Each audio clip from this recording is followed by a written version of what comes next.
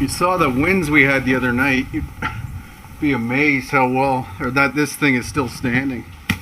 So I'm really happy with it, really impressed. And I can't wait for the guys to come back and finish this. Hopefully this quarantine's over soon.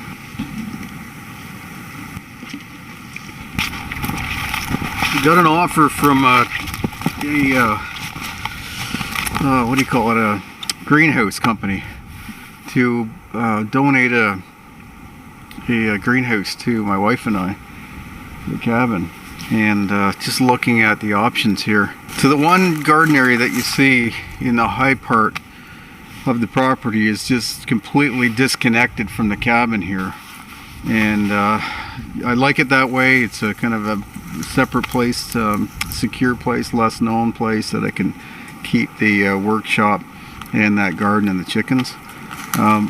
Right here closest to the cabin I've got a couple of the gardens, but the issue with this forested lot is not only is it fully treed, but I've got a lot of topography, a lot of elevation changes throughout. So it's hard to find open flat areas with deep soil that's not bedrock. Typically the high parts are actually rock and it can't grow on them. So it's hard to find a big enough area. So the one area that I've started for gardening, or for the big garden, it's probably the biggest, flattest spot and the deepest soils. So that's why the garden's in that spot, and it's a good spot also. It's fairly level and flat for the workshop. And then now that I'm doing all that stuff, the chickens make sense to be there. Now right here, although I might put a second chicken coop right here close to the cabin for winter, where I'm less, where I need to keep a closer eye on them. Anyway, point being that it's very hard to find spots for gardens. And the one that I have is open enough that I want quite a diverse garden there, and I need lots of sunlight. I don't want a greenhouse, for example, taking up all the space. I've got two other options right here. The creek is just too low down behind the cabin, and this is actually south. The creek is north of the cabin, and even though it's low and there's some flat areas down there because floodplain, it, you know, levels off, fills in the gaps and everything, and you get all the soil washing down from the higher ground into that area. Problem is, being such a low spot on the north side of a hill, it doesn't get as much sunlight, and it's also extremely acidic. I wasn't able to grow anything down there last year. I'm going to try some acidic stuff there this year and see how that does. But it's challenging. It's really challenging in the Canadian Shield to grow anything to begin with, and then adding the fact that it's a forest without big open clearings and fields and stuff makes it more challenging again. And all the bedrock that's and rock and small rocks that are in the ground as well make it challenging.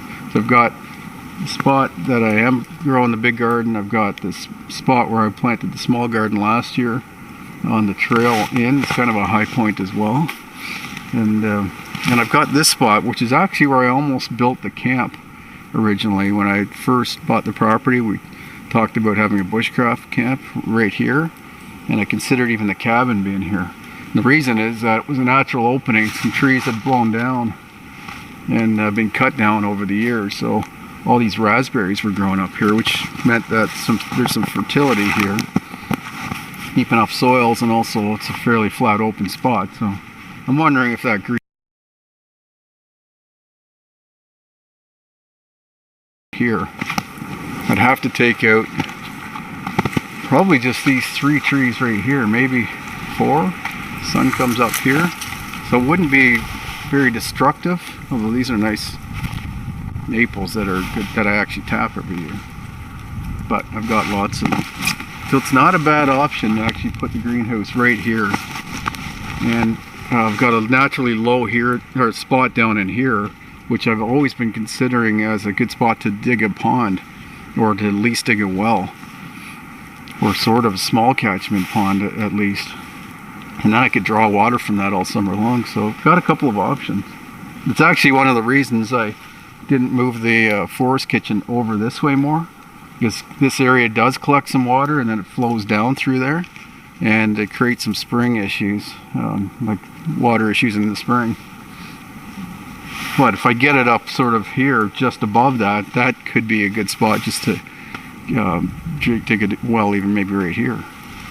Anyway, I like the possibilities here. I'm going to look at this a little bit closer, get my wife involved, and see if we think this makes sense. Might make sense to kind of do more right here. Have the greenhouse, have the chickens. And in the future, when we do, or I do, have more people up here teaching courses and stuff, I think this could be the sort of the hub. And then the longhouse and other stuff up kind of up through there, winter camping, and then back through the Crown land here. Anyway, I'm always thinking and always kind of working with weather, working with the environment, working with the sun and the forest, the wildlife and everything, trying to integrate myself into this landscape properly and efficiently. It's always changing too. It's third spring now. Third spring here, and I've learned a lot about the property over the last 3 years.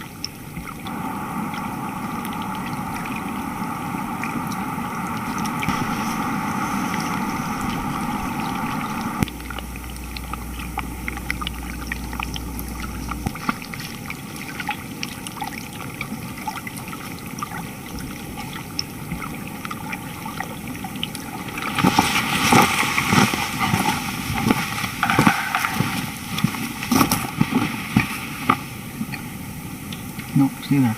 Small tally. Oop, up.